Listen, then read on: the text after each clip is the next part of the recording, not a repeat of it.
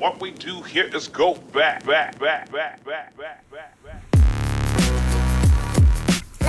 YouTubers, it's your girl Forever the Root, and I'm coming back at you today with another video. This time, my video is going to feature a natural hair survival kit. So I'm just going to highlight a few things you're going to need if you decide to go natural. So this is for all of my people that are in the struggle. Transitioning. So what do you need to transition? Here are a couple things that I use that help me to transition along the way. So my first thing that I use when I decided to transition is I realized that my hair was going to need this water.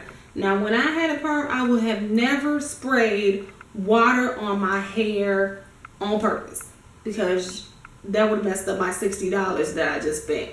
So I never did it on purpose. But now that I'm a natural, water is one of the most important elements to anybody going natural. You need it for your inside and you need it for your outside. So one of the first things I got was a spray bottle. And I would mist my hair a little bit every time it felt dry. And that would help a lot. Ooh, got a little bit too misty right there. But that would help with, keeping my hair hydrated. So that's very important. So if you're going to go natural, remember, water is key, inside and out. Another thing you're going to need if you're going to start transitioning to go natural is going to be oil. I use olive oil. I use this to seal my hair. But why oil is so important is because when you mist your hair and it gets wet, you need a way to keep that moisture in that you just gave your hair. So if you're going to give your hair moisture, you're going to want to follow it up with the oil. It can be your oil of choice. I use olive oil. I also use coconut oil, but both of these oils are great because they're going to be very light oils. They're anti-inflammatory. If you have any type of scalp conditions, these will also help to curb those things. So don't forget your oils. Another thing you're probably going to find pretty helpful in your journey to become natural is a butter, cream, or souffle. My hair is hair that likes stuff that's creamy. So this is what I use for braid outs, bantu knots, those type of styles. But you're going to need a butter. And this is just what this looks like. It's pretty, semi-thick in consistency. But it helps you to hold your styles so they come out a lot better. So butter is important when you become natural. When we get into cleansing, if you put oil, water, and butters on your hair, sometimes if you're doing this on a regular basis, you're going to get built up. And clean scalp is important. Now, I know a lot of naturals are against shampoos. They believe in only co-washing. I co-wash a lot too, but every now and then I have to use shampoo because I get built up. And this just happens to be what I use. I usually dilute it with water and I focus on just cleaning my scalp. You don't want to put shampoo down your hair because it's going to totally strip all the good berries and juices that are in there. So this is one thing you're going to need in your survival kit. Another thing is I'm just going to hold both of these up. It's going to be deep conditioners.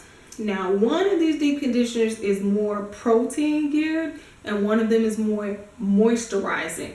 The one that I'm holding right here in my right hand is actually a dual conditioner, and I did a video, a product review on this one. I really love it because it's a leave-in, or you can rinse it out. It can also be used as a styler, so you get a lot of bang for the buck. With the protein conditioner, this one is good if you're perhaps thinking about straightening your hair sometime. You want to make sure that you give yourself a good protein treatment before doing that, and you just kind of protect your hair. So find the two conditioners that work for you are good. So those are the basics. And then if you're going to want to slick those edges down for some of your styles like buns, or give yourself some little baby hair, you might want to invest in a gel.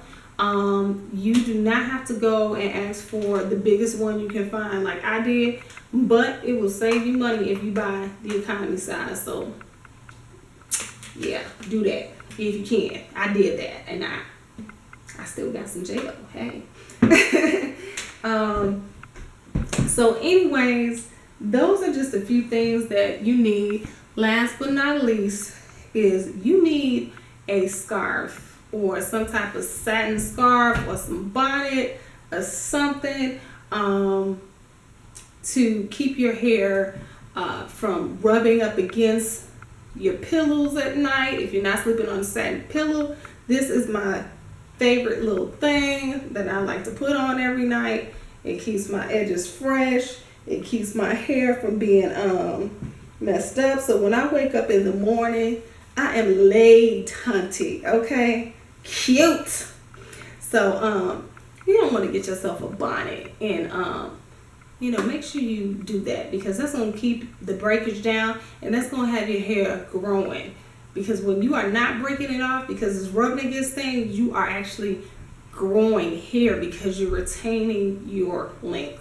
Another thing, and the very last thing I'm going to feature, is a protective style. Now, this is my protective style that I have in right now.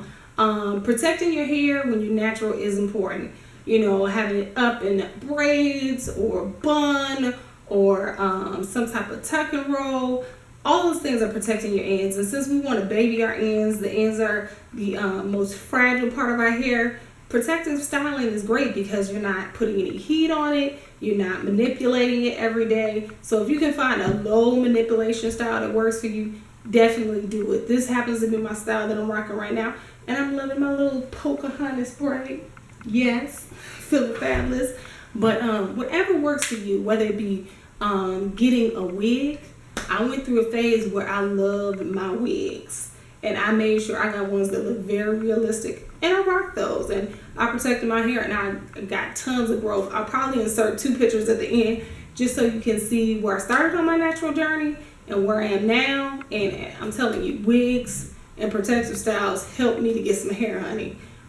So that's the end of my video. Just a couple of things that I thought you guys should be able to know about becoming natural or transitioning without a big chop, because we all know not all of us can rock a fro. So if you enjoyed the video, please like it, subscribe, comment, but definitely don't forget to share with a friend. Thanks a lot. It's your girl Forever LaRue, and I'll see you in the very next video. Thanks.